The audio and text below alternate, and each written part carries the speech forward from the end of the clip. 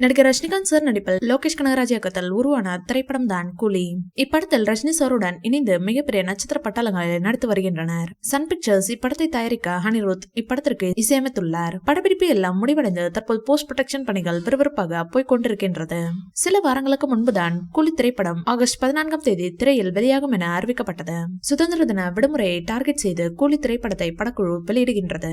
2023 ஆண்டு ஆகஸ்ட் மாதம் வெளியான ஜெயலலிதா திரைப்படம் மிகப்பெரிய வெற்றி படமாக ரஜினி சாருக்கு அமைந்த நிலையில் தற்போது இந்த வருடம் அதே ஆகஸ்ட் மாதம் கூலி திரைப்படம் வெளியாக உள்ளது.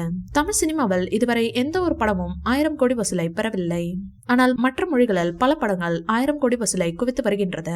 பேன் இந்திய அளவுக்கு அப்படங்கள் உருவாக்கப்பட்டு வசூலில் சாதனை படைத்து வருகின்றது. ஆனால் தமிழில் இதுவரை எந்த படமும் 1000 கோடி வசூல் சாதனையை தொடவில்லை.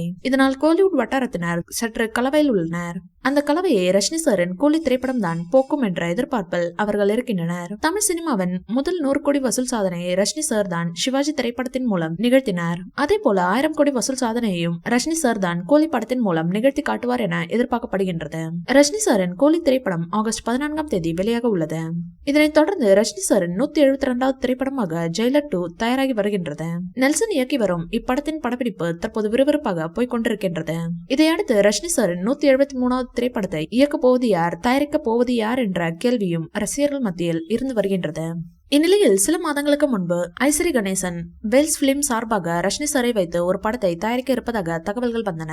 தற்போது அதன் பேச்சுவார்த்தைகள் நெருங்கி வருவதாக சமீபத்திய பேட்டி ஒன்றில் தெரிவித்திருந்தார் ஐஸ்வரி கணேசன். எனவே அநேகமாக தலைவர் 173 திரைப்படத்தை வேல்ஸ் பிலிம்ஸ் தயாரிக்க அதிக வாய்ப்புகள் இருப்பதாகவே தெரிகின்றது என்பது குறிப்பிடத்தக்கது. இந்த வீடியோ பிடிச்சிருந்தா லைக் பண்ணுங்க, ஷேர் பண்ணுங்க. மேலும் ரஜினி சார் பற்றிய தகவல்களுக்கு எங்க சேனலை சப்ஸ்கிரைப் பண்ணுங்க.